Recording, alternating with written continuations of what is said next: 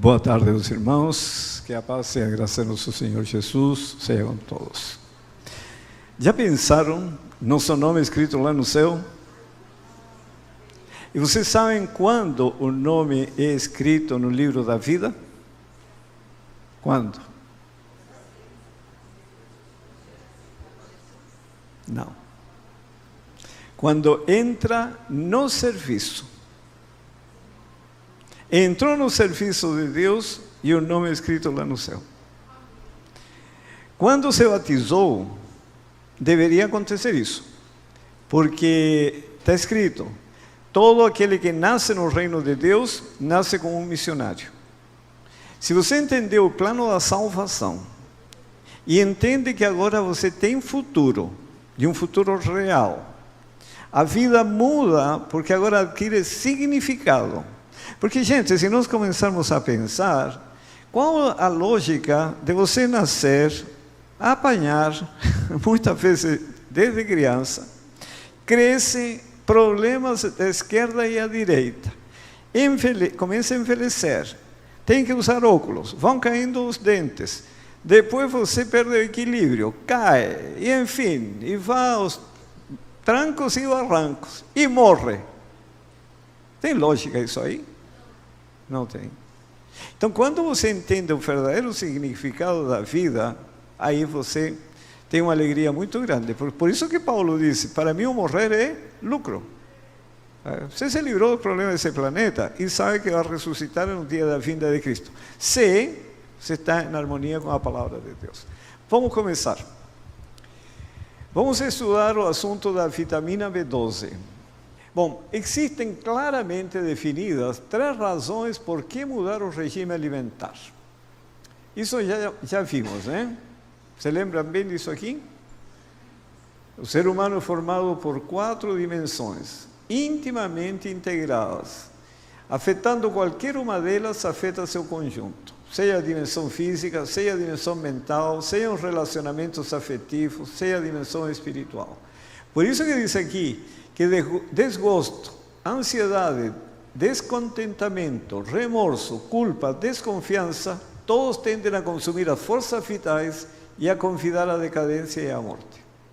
Se vocês observam, descontentamento, desgosto e desconfiança, estes 3, estão na dimensão psicossocial e tendem a consumir as forças vitais e a convidar a decadência e a morte. Enquanto que remorso e culpa está na dimensão espiritual e também tendem a consumir as forças vitais e a convidar a decadência e a morte. Se você afeta o físico, caso os hábitos físicos não estejam corretos, as faculdades mentais e morais, faculdades morais são dimensão espiritual e psicossocial, se você afeta os hábitos físicos, afeta a dimensão mental e a dimensão moral. Mas não podem ser fortes, pois existe grande relação entre o físico e o moral. Afetou qualquer uma das dimensões, está afetando o conjunto. Então, por isso que está escrito que a reforma de saúde é um dos ramos da grande obra que deve preparar um povo para a vinda do Senhor. E esta é uma obra que tem de ser feita antes que o povo de Deus possa ser apresentado diante dele perfeito. O que significa perfeito? Restaurado. Deus requer que seu povo seja temperante em tudo.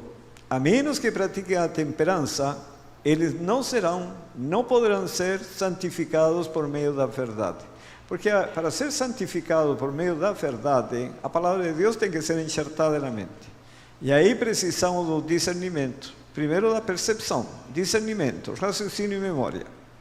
Como a intemperança, quer dizer, hábitos físicos errados, comprometem a percepção, comprometem a compreensão da palavra, e aí a pessoa não pode crescer espiritualmente. E aí qual seria a alternativa? Qual seria o caminho B para o Senhor nos santificar? Porque o Senhor veio para nos salvar. O que faz o Senhor se não, a palavra de Deus não é suficiente para nos fazer caminhar? Qual seria esse recurso? o que nós estudamos o trimestre passado. O crisol. Coloca o Senhor a pessoa na fogueira. Gente, vocês se lembram da história de Sansão? Sansão era juiz de Israel, era servo de Deus, mas era desobediente, intemperante e mulherengo. Podia o Senhor levar a Sansão para o céu com essas características? Não. O que o Senhor fez? Ele sabia que tinha que obedecer, sabe? Era servo de Deus, juiz de Israel. O que o Senhor fez? Permitiu que fosse preso, humilhado, maltratado, furaram os olhos e lá acorrentado, ele viu que para cumprir os propósitos de Deus, não tinha outro caminho a não ser derrubar o templo e assim matar mais de 2.000 filisteus. Mas morreu ele. Foi salvo, mas era o caminho do Senhor para salvá-lo? Não era. Então, isso que nós temos que considerar. O caminho A é a obediência à palavra de Deus. O caminho B, C, D e etc. é aquele que nós criamos e vamos colocando dificuldades para nós mesmos. Então, primeira razão por que mudar o estilo de vida.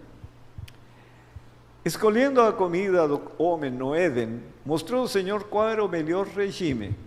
Na escolha feita para Israel, ensinou ele a mesma lição. Tirou os israelitas do Egito e empreendeu educá-los a fim de serem um povo para a sua possessão própria. Desejava, por intermédio deles, abençoar e ensinar o mundo inteiro. O propósito era abençoar e ensinar o mundo inteiro. Para esse propósito, proviu-lhes o alimento mais adaptado ao seu desígnio, não carne, mas o maná, o pão do céu. Quer dizer, talvez para nós seja difícil entender em que poderia interferir no propósito de Deus o comer carne e outros alimentos. Mas Deus sabia que para abençoar o mundo e educar o mundo, eles não deveriam comer carne. Só que eles não gostaram da ideia. Quando Deus tirou os filhos de Israel do Egito, era seu desígnio estabelecê-lo na terra de Canaã, povo puro, contente e são.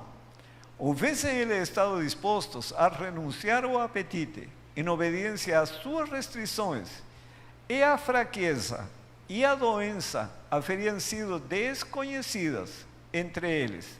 Seus descendentes haveriam possuído força física e mental, haveriam tido claras percepções da verdade e do dever, agudo senso de discriminação e são juízo.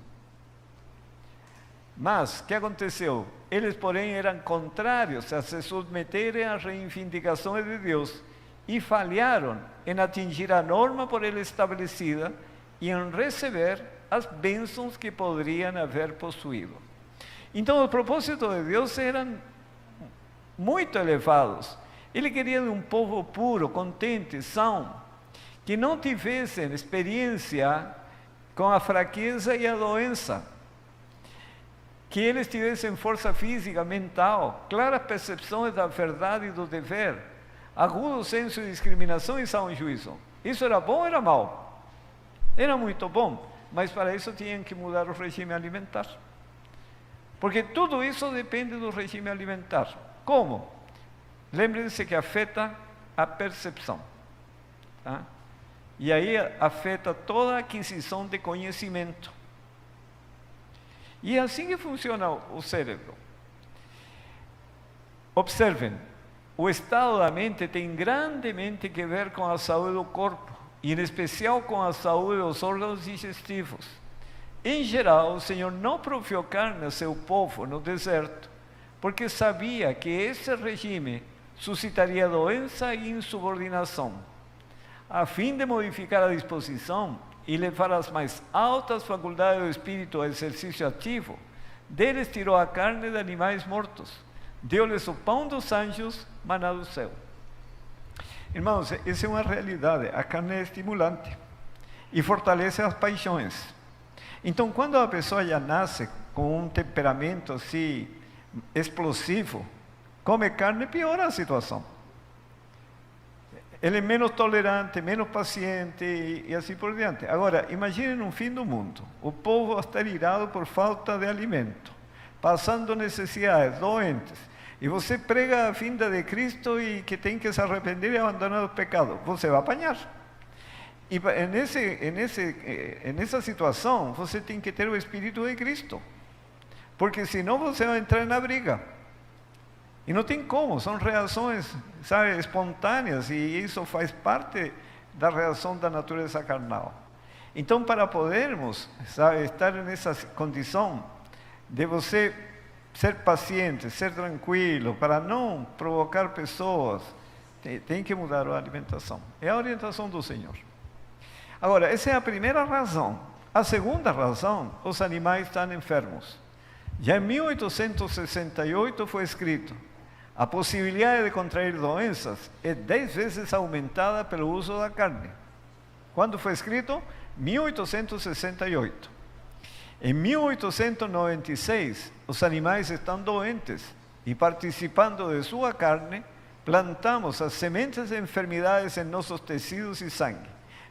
Bactérias e vírus, certo? Que tipo de enfermidades?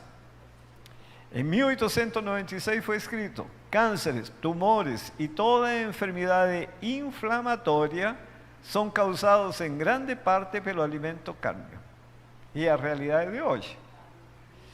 Em 1903 foi escrito: verduras, frutas e cereais devem constituir nosso regime. Nenhuma grama de carne deve entrar em nosso estômago. Porque se você não come carne, mas uma vez no ano, e se o animal estiver doente, justamente aquele. Entende? Porque essa é a realidade do mundo de hoje. Eu estive num colégio adventista, numa fazenda, e saí a passear com meu filho, que ele é agrônomo, e chegamos no estábulo. Estavam justamente os animais comendo, tá? Já tinham ordenhado as vacas. E enquanto ele conversava com o encarregado, eu fui olhando vaca por vaca e cheguei na última. E tinha um tumor muito grande no olho. E eu voltei e perguntei para ele: e o leite desse animal, o que fizeram? Não, ele falou: ele está doente, a gente dá para o bezerro. Sabe? Porque todo esse leite já saía em saquinho pronto para o supermercado. Sabe? Que davam para o bezerro. Aí eu fiquei pensando: esse animal era vegetariano, não era? Estava com câncer. Participava dos cultos todos os dias, porque aí faziam culto no estábulo. Estava doente. Quer dizer, estava no melhor ambiente, com a melhor alimentação e doente. Essa é a realidade de hoje. Meu vizinho, que mora no fundo, sabe, adventista, ele sempre gostou de animais. E quando comprou o sítio, primeira coisa, começou a criar animais. Um ano retrasado, em menos de 3 meses, morreram mais de 10 animais. Assim estão as doenças. Por isso diz o Senhor: procure ajuda em Deus para que mude a alimentação. Esta irmã trabalhava no restaurante de São Paulo. Observem as vesículas cheias de pus, carne de carneiro. O que eles fizeram? Removeram a parte afetada e foi para a churrasqueira. O animal estava doente ou não? Não é suficiente retirar as vesículas de pus. Este médico alemão, Gerhard Zurhausen, em 2008 ganhou o Prêmio Nobel de Medicina e Fisiologia. Isto eu acrescentei aqui, esse slide dele, eu coloquei a fotografia dele, a medalha que ele recebeu, e coloquei que mais? Coloquei esse título aqui. E o que ele estudou durante 11 anos? Causas infecciosas nos cânceres humanos. O resultado de sua pesquisa: 18,6% de todos os cânceres humanos, que representava 2 milhões de casos, eram devido a causas infecciosas. E o impressionante do estudo dele, que o Epstein-Barr, o vírus Epstein-Barr, que é responsável pelo herpes, 10,3% dos casos, quer dizer, uns 200 mil casos, Papiloma humano, 27,9%. Quer dizer, quase 600.000 pessoas. A hepatitis B e hepatite C, 24,8%. Quer dizer, quase 500.000 pessoas. E a bactéria H. pylori, 37%. E segundo a Organização Mundial da Saúde, 50% da população mundial está contaminada com H. pylori. Tá? E diz que a causa é desconhecida, mas nas pesquisas deste médico, em 2008, ele atribui, em grande parte, ao consumo da carne vermelha. Essa é a realidade do planeta Terra. E diz que este vírus e família de vírus são relativamente estáveis com a temperatura, quer dizer, não são afetados pelo calor. E com respeito ao câncer coloretal, diz que onde existe maior incidência de câncer coloretal e câncer de mama, é onde existe maior consumo de carne vermelha. E os países onde se consome maior quantidade de carne vermelha, tais como Argentina, Uruguai, Nova Zelândia, revelam uma taxa elevada de câncer coloretal e câncer de mama. E é interessante que ele diz que os vírus polioma e papiloma podem sobreviver em ambientes proteicos a temperaturas de até 80 graus Celsius por 30 minutos ou mais. Então vocês percebem que, porque toda a campanha aqui no Brasil de promoção da saúde com respeito ao papiloma humano é a questão da transmissão via atividade sexual. E aí tem tomado providência enquanto à educação, enfim. Mas, e a questão da carne? E estas temperaturas não são alcançadas na porção central da carne, na chapa mal passada ou crua. Então, por isso que o Senhor diz, nenhuma grama de carne deve entrar no estômago. E este assunto já está bem estabelecido, tanto é que a Agência Internacional para as Pesquisas do Câncer, da Organização Mundial da Saúde, emitiu um comunicado de imprensa em 2015 e diz, depois de uma revisão profunda da literatura científica acumulada, um grupo de trabalho de 22 especialistas de 10 países reunidos pelo programa de monografias desta agência internacional classificou o consumo de carne vermelha como provavelmente cancerígeno para os seres humanos, com base em evidência limitada. Por quê? Porque são muitos fatores que concorrem para o desenvolvimento do câncer. Então é difícil colocar o 100% sobre a carne produz câncer. Não, está envolvido sim. Tanto é que diz, e uma forte evidência determinada por processos exclusivamente físicos mantenedores dos efeitos cancerígenos. Então, o consumo de carnes, se instalou o câncer, ele mantém o câncer. É um mantenedor. Esta associação foi observada principalmente para o câncer coloretal, mas também foi observada para o câncer de pâncreas e o câncer de próstata. Por isso o Senhor diz, nenhuma grama de carne deveria entrar no nosso estômago. Agora, a carne processada, entretanto, a carne processada foi classificada como carcinogênica para humanos, com base em provas suficientes em humanos. O consumo de carne processada provoca câncer coloretal. Aí não tem dúvida nenhuma. E eles chegaram até a estabelecer que 50 gramas de carne processada consumidas diariamente aumentavam o risco de câncer coloretal em 18%. Uma salsicha pesa 50 gramas. Come 2 salsichas, o risco de câncer diariamente, o câncer coloretal aumentaria em 36%. Então é muito significativo isso aí. O que é carne vermelha? Refere-se a toda carne de músculo de mamíferos, incluindo carne bovina, vitela, porco, cordeiro, carneiro, cavalo e cabra. E carne processada refere-se à carne que tenha sido transformada através da salga, secagem, fermentação, fumo ou outros processos para realçar o sabor ou melhorar a preservação, tais como presunto, salsichas, carne enlatada e carne seca ou charque, ou bem como preparações à base de carnes e molhos. Este tipo de carne é cancerígena para o humano. E o consumo dessas carnes não é pequeno na população, em geral. E ainda tem mais outros problemas. A maioria das carnes processadas contém porco, mas podem também conter outras carnes vermelhas, aves ou subprodutos tais como vísceras e sangue. Você tem comido salsicha de frango? O frango, a coloração do frango qual é? Branca. E a salsicha é rosada.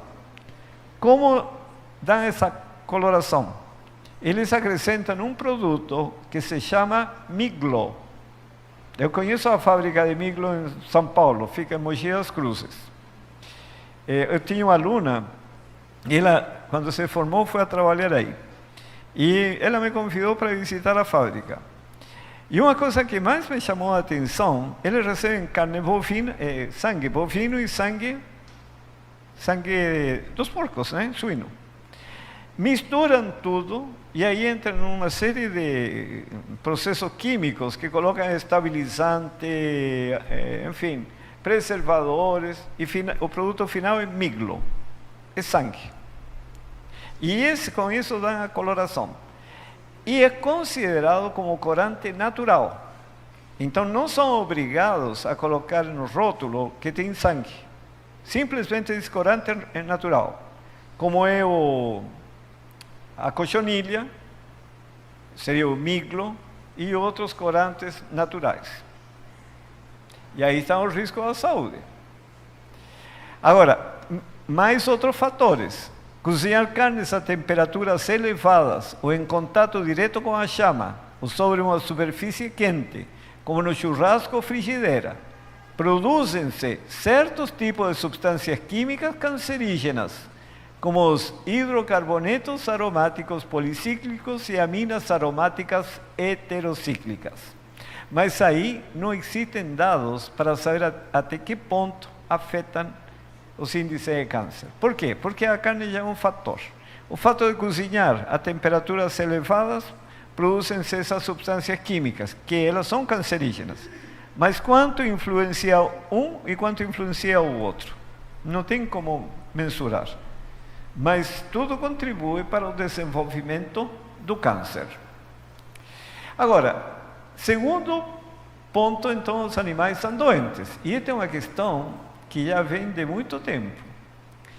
Depois do dilúvio, o povo comeu à vontade o alimento animal. Deus viu que os caminhos do homem eram corruptos e permitiu ele que aquela raça de gente longeva comesse alimento animal, a fim de abreviar sua vida pecaminosa.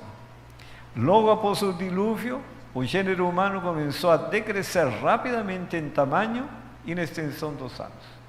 Imaginem como seria aqui a cidade se os pecadores vivessem 700, 800, 900 anos como era no passado. Já pensaram que loucura? Por isso que o Senhor diz, comam carne e morram mais cedo.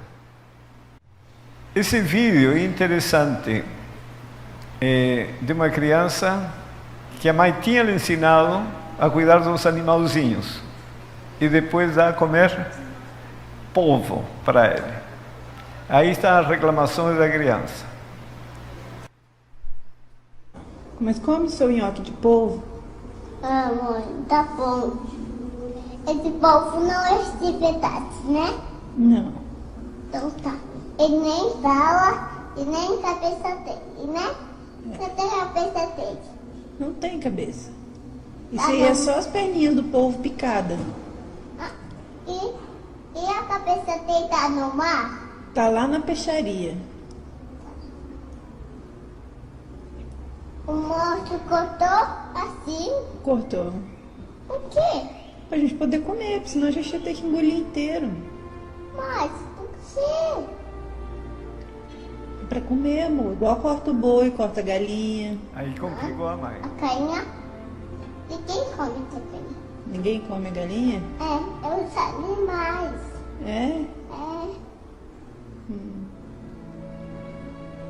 Mas vamos comer o nhoque? Come a batata, então. só batata e só arroz. Tá, Nem povo é os animais. tá bom. Todos esses são os animais. Peixe é os animais. Povo é os animais. Cães é os animais. Vaca é os animais. Porco é os animais. Então, outra vez de comer os animais, eles morrem. Por quê? Pra gente poder comer, meu amor. Porque eles morrem. Não gosto que eles morrem. Eu gosto que eles ficam em pé. É isso. Então tá bom. Então a gente não vai comer mais não, tá bom? Tá. Esses animais tem que cuidar deles, não comer. Tá certo. Então come a parte da batata e do arroz. Tá bom. Por que você tá sonhando? Não tô chorando não. Eu tô emocionada com você. Eu tô fazendo uma coisa indo. Então come. Não precisa comer o povo não, tá? Tá bom.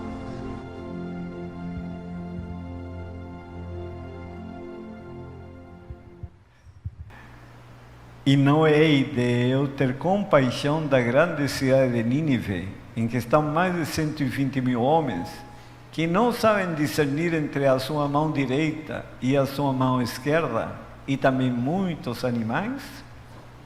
Deus também tem essa preocupação pelos animais. Então, é uma realidade. O ser humano, sabe, começou a comer carne e complicou sua vida. Comprometeu a saúde. Mas não é a vontade de Deus assim que há esse consumo. Mas era necessário que o ser humano, devido à maldade, morresse antes do tempo. Isso. A terceira razão do porquê precisamos fazer a reforma. E aqui nos cita João Batista. Nós temos uma grande obra a fazer nesse mundo. João Batista foi um reformador. Foi-lhe confiado uma grande obra em favor do povo de seu tempo. E em preparo para essa obra, todos seus hábitos foram cuidadosamente regulados, já desde o seu nascimento. O anjo Gabriel foi enviado do céu para instruir os pais de João nos princípios da reforma de saúde. Uma grande obra. E João separou-se de seus amigos e dos luxos da vida, e vivendo um regime exclusivamente vegetariano. Também seu regime alimentar constituía censura à gulodice dominante por toda parte. Na Bíblia fala que ele comia gafanhotos e mel, né? Mas gafanhoto, a palavra me parece que é seroim, que aparece em hebraico, que significa semente, leguminosas. Hoje associam com alfarroba. Eu não sei se é alfarroba mesmo, mas é uma leguminosa. Então a alimentação de João era vegetariana. Por que isso é importante? Observem agora. João Batista veio no espírito e poder de Elias para preparar o caminho do Senhor e fazer voltar o povo à sabedoria dos justos. Ele era um representante dos que vivem nos últimos dias. Quem são esses? Então, aos quais Deus confiou verdades sagradas para apresentar ao povo, preparar o caminho para a segunda vinda de Cristo. E os mesmos princípios de temperança que João observava devem ser seguidos por aqueles que em nossos dias devem advertir o mundo da vinda do Filho do Homem. Se nós quisermos participar na obra final da pregação do Evangelho, anunciando ao mundo inteiro a segunda vinda de Cristo, e chamando-os ao arrependimento e abandono do pecado, nós precisamos ter esse regime. E aí você pode se perguntar, por quê? Qual é o motivo disso? É a mesma coisa que no deserto. O Senhor diz, falou para os israelitas, vocês têm que educar o mundo inteiro e ser uma bênção para o mundo. precisam eliminar o consumo de carne. Porque a carne vai estimular as paixões. E nós, para seguir a palavra de Deus, as paixões têm que ficar sob o controle da razão. E é aí que nós precisamos eliminar as carnes. Mas aí entra a questão que é fácil entender esses 3 pontos. Precisamos abençoar o mundo, educar o mundo. Precisamos mudar a alimentação porque os animais estão doentes. E temos uma missão especial, preparar o mundo para a vinda de Cristo. Até aí está claro. Mas para isso, precisamos cuidar-nos de 7 pontos essenciais ao mudar o regime alimentar. Por quê? Porque a carne é nutritiva. É rica em ferro, zinco, sabe? É rica em vitaminas, vitamina B12. Então, para eu eliminar a carne, eu tenho que ter uma alimentação nutritiva. Senão comprometo a saúde.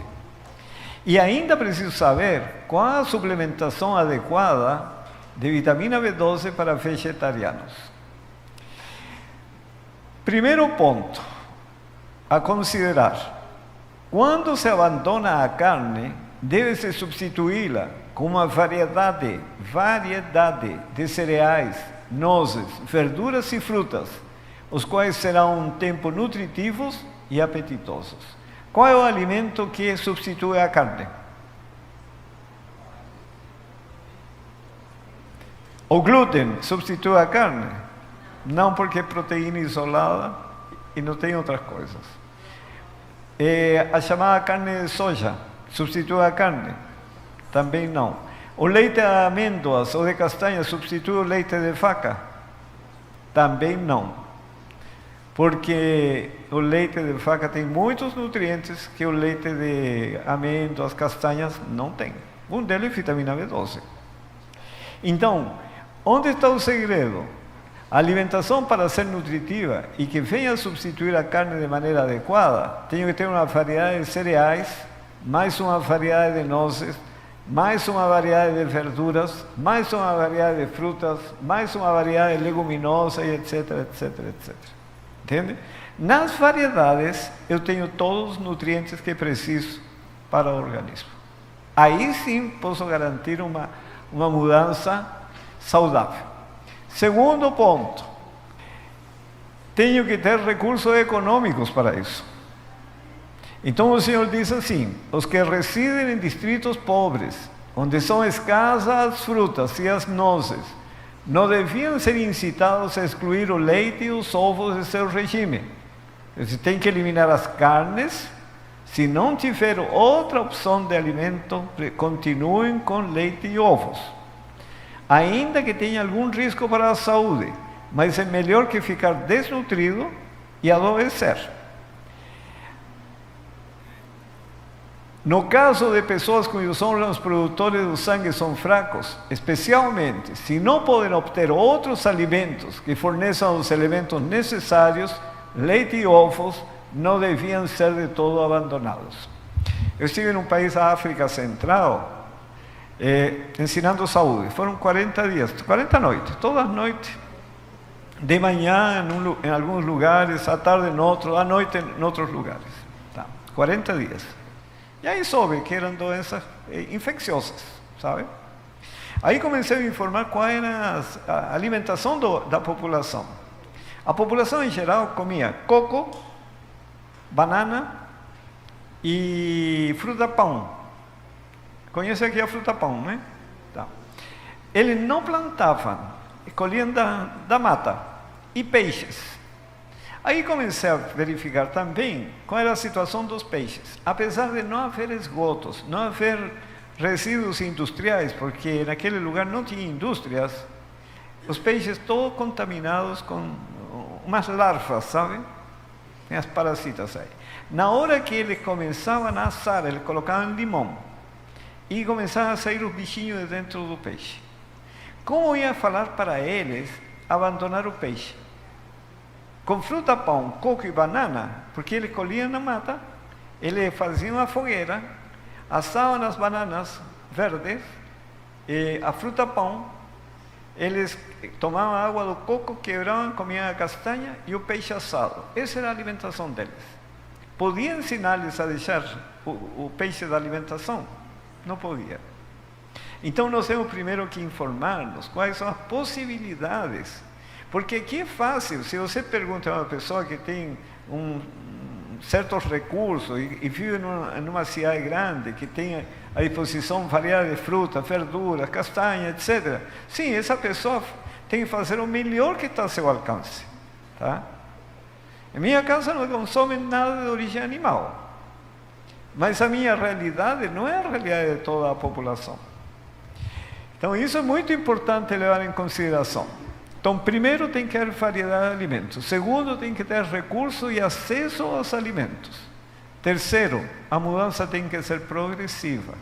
O organismo precisa se adaptar. Tá? Não posso fazer mudanças assim drásticas em 24 horas. Primeiro, deixe as carnes, que é o fator de maior risco. Depois, vá pensando em abandonar leite e ovos. Por quê? Porque o organismo se vai adaptando. Seja progressiva a reforma alimentar, sejam as pessoas ensinadas a preparar o alimento sem o uso do leite ou manteiga, ensinadas. Diga-se-lhes que breve virá o tempo em que não haverá segurança no uso de ovos, leite, creme ou manteiga, por motivo das doenças nos animais estarem aumentando na mesma proporção do aumento de impiedade entre os homens. Claro que isso foi escrito em 1900, quer dizer, hoje realmente é um fator de risco alto. Mas mesmo assim, é melhor seguir esse procedimento. Abandone as carnes e a partir daí se prepare para abandonar os outros alimentos. Mas minha mensagem é: esperem até. Aqui está o ponto importante. Em 1901 foi escrito: virá o tempo em que teremos de rejeitar alguns dos artigos da alimentação que agora usamos, tais como leite, a nata e os ovos. Mas minha mensagem é: esperem até que o Senhor prepare o caminho em sua frente. Deus tinha que intervir, sabe? Preparar o caminho. Deus proverá. Vemos que o gado está ficando grandemente atacado de doenças e sabemos que virá o tempo em que usar leite e ovos não será o melhor. Esse tempo, em 1901, todavia ainda não chegou. Em 1901, sabemos que quando ele vier, o Senhor proverá. O que o Senhor tinha que prover para abandonar também leite e ovos? O que estaria faltando? Porque diz o Senhor: abandone as carnes, que é o fator de maior risco à saúde. E a mulher sofre muito com isso, porque são cistos, são policistos, são nódulos, enfim, e vão aparecendo no organismo, devido a doenças nos animais. Então agora diz: já se preparem para deixar leite e ovos, mas esperem que o Senhor prepare o caminho. O que estaria faltando? Vitamina B12. Vitamina B12 não existe nos alimentos de origem vegetal, somente nos alimentos de origem animal. E como o Senhor preparou o caminho? Em 1926, estes dois norte-americanos descobriram que quando as pessoas sofriam de anemia perniciosa, se lhes davam uma alimentação à base de fígado cozido, eles saravam. O que tinha no fígado? Não sabiam. No final da década dos anos 40, esta outra norte-americana descobriu que em um cultivo de bactérias, estas se multiplicavam, sabe, quando se lhes dava um alimento à base de fígado. O que tinha o fígado? Ainda não sabiam. Continuaram as observações. E em 1948, este senhor na Inglaterra, estes dois nos Estados Unidos, conseguiram isolar a vitamina B12 na forma cristalina e foi identificada a ligação de carbono-cobalto nas duas formas ativas de cofatores da vitamina. eles identificaram essa ligação carbono-cobalto que é característica da vitamina B12. E eles identificaram duas formas ativas. E aqui, irmãos, nunca se esqueçam destes dois nomes, porque tem a ver com a suplementação. Metilcobalamina e adenossilcobalamina. São as duas formas de cofatores ativos da vitamina B12. Tá certo? Quais são? Metilcobalamina e a outra? Adenossilcobalamina. E em 1963, eles conseguiram sintetizar no laboratório metilcobalamina, tá? Que é a principal forma de vitamina B12 no plasma. Sabe, no sangue, na circulação, mais ou menos 60 a 80% é metilcobalamina. 60 a 80% é metilcobalamina. E em 1963, eles fizeram uma grande descoberta. Tá? Quando você ingere alimentos, entre todos os nutrientes vêm as proteínas. E as proteínas são formadas por aminoácidos. Tá? São estruturas menores. E tem um aminoácido que se chama metionina.